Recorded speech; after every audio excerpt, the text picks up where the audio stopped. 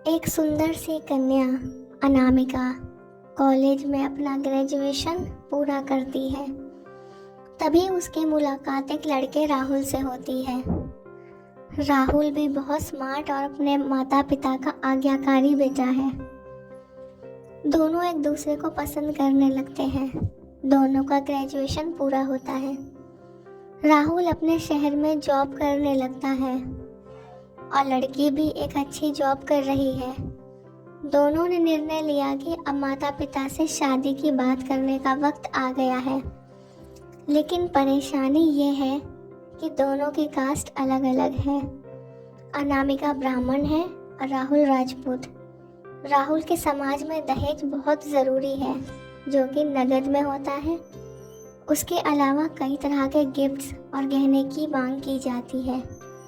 राहुल ने अनामिका को यह स्थिति स्पष्ट की और कहा, अपने घर वालों को मनाओ, अगर तुम सभी मांगे पूरी करवाती हो तो मेरे माता पिता तुम्हें पलकों पर बैठाएंगे।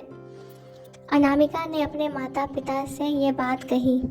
अनामिका के माता पिता को ये बात पसंद नहीं थी।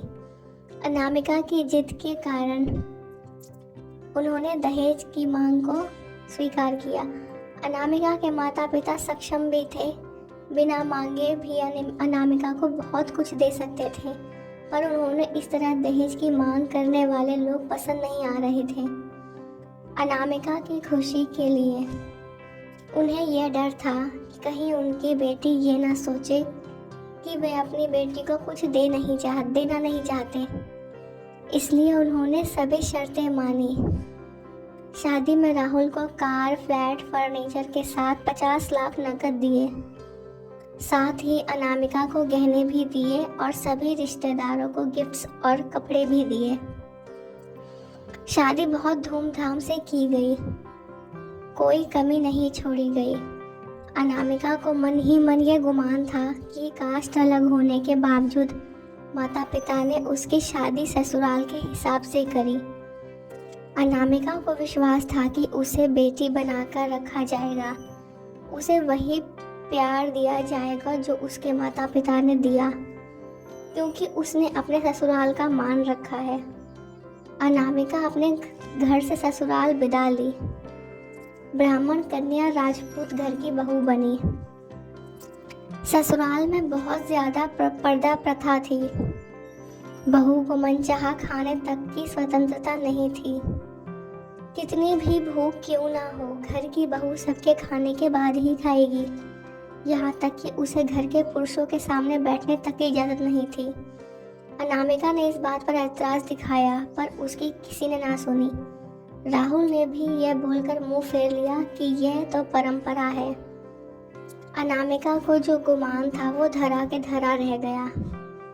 उसे अपने माता पिता की बात याद आई। जब उन्होंने समझाया तो वह उनसे बहुत लड़ी। उसने ससुराल में बात करने का फैसला किया। अनामिका अपने सास, ससुर और पति से बात की, लेकिन उन्होंने नहीं सुनी और उसे बहुत बेरहमी से पीटा गया। अनामिका ने कभी ऐसा व्यवहार नहीं देखा था। उसे जिस लाए हुए दहेज पर घमंड था वह चूर चूर हो गया। अनामिका को माता पिता से बात करने में भी शर्म महसूस हो रही थी और इसी कश्मकश में एक दिन अनामिका अपने आप को ख़त्म कर दिया। माता पिता को जब यह पता चला तो उन्हें अपनी गलती का एहसास हुआ कि वक्त रहते समझा होता बेटी तो साथ होती। जो लोग दहेज पर बेटी की शादी करते हैं उनकी सोच हर तरह से छोटी होती है।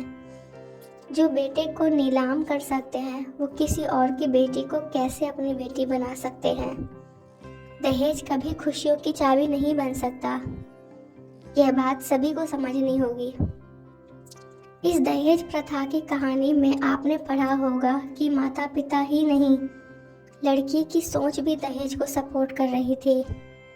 कई बार लड़कियों को दहेज का गुमान हो जाता है, पर जो लोग लोभी होते हैं